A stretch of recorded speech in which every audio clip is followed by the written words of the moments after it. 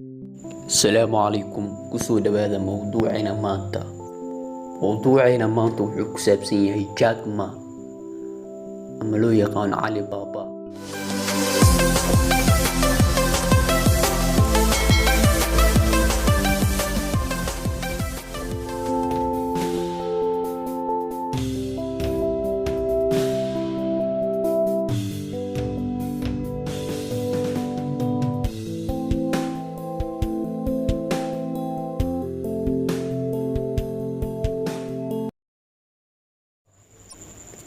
جاك ما وموادن ودشي دالك جاينا كاس oo ku guuldareystay inuu ku biiro college ka tir 3 jeer ugu dambeyntii wuxuu si dirqa ku dhaafay imtixaankii kadib markii uu sameeyay diyaarin iyo dadaal aan caadi ka dhaafsan.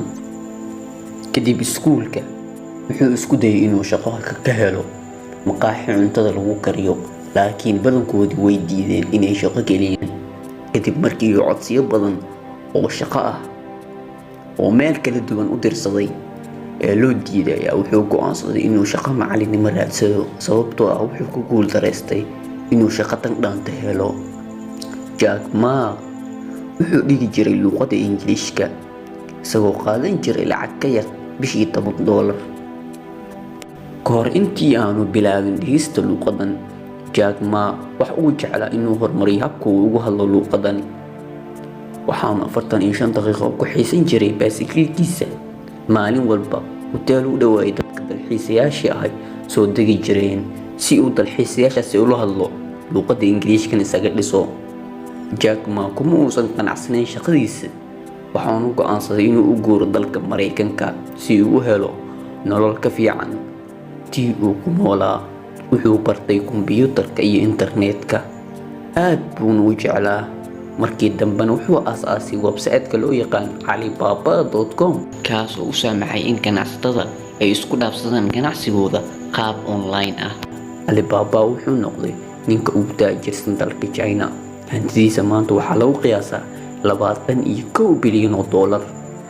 waxaa loo aqoonsaday inuu ka mid yahay 25 ganacsade ee ugu awooda badan qaaradda Asia.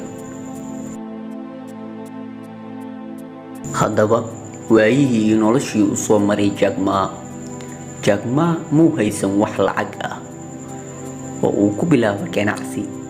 wuxuu ku shaqayn jiray mushaar aad u yar waxaanu si dariiq ugu biiray oo uu guuleystay inuu ku biiro maxadka tababarka macallimiinta. intaa waxaa dheer in waddanka Shiinuhu aanu waqtiga ahayn meel ku fiican in lagu noolaado ganacsina laga bilaabo. Jack Ma dhaqaalihiisu iyo lacagtuu haystay sanadihii ugu horeeyay ee uu bilaabayay ganacsigu kamaysan badnayn intaad haysato maanta. Jack Ma wuxuu aad u jeclaa oo kaliya inuu abuuro ganacsi guuleysta, taasina waa sababtoo uu raacay riyadiisa. haddaba waa maxay cudurdaarada aad maalin walba naftaada u sheegtaa? lacag kugu filan ma haysatid, waxbarasho fiican ma haysatid, dadka kugu xeeran kuma dhiirigeliyaan kumana garab istaagaan. Jack Ma muu haysan qof dhiirigeliya oo cadaadiya, balse damac xooggan ee ku gooyay ayaa ah inuu ganacsigiisa guulka. maanta wuxuu haystaa website-yada ugu caansan caalamka alibaba.com. haddaba maxaynu ku baranaynaa sheekadani? wax walba waa suuragal. waxaa suuragal ah inaad ka bilowdo ganacsigaaga meel aad u hooseeya oo aad noqoto bilyaneer. Jack Ma wuxuu tusaale fiican u yahay dadka ka soo bilaabay meel ka hooseeya zero iskuna daray liiska ugu sareeya ee taajiriinta adduunka. horaa loo sameyn karaa, sharci ma ahan, balse horaad ugu guuleysan kartaa. Jack Ma wuxuu gaaray guul isagoo ku jira da'da 30-yada. markay riyadaadu iyo hamigaagu weyn yahay waxyaabaha hoose kuma dhibi doonaan.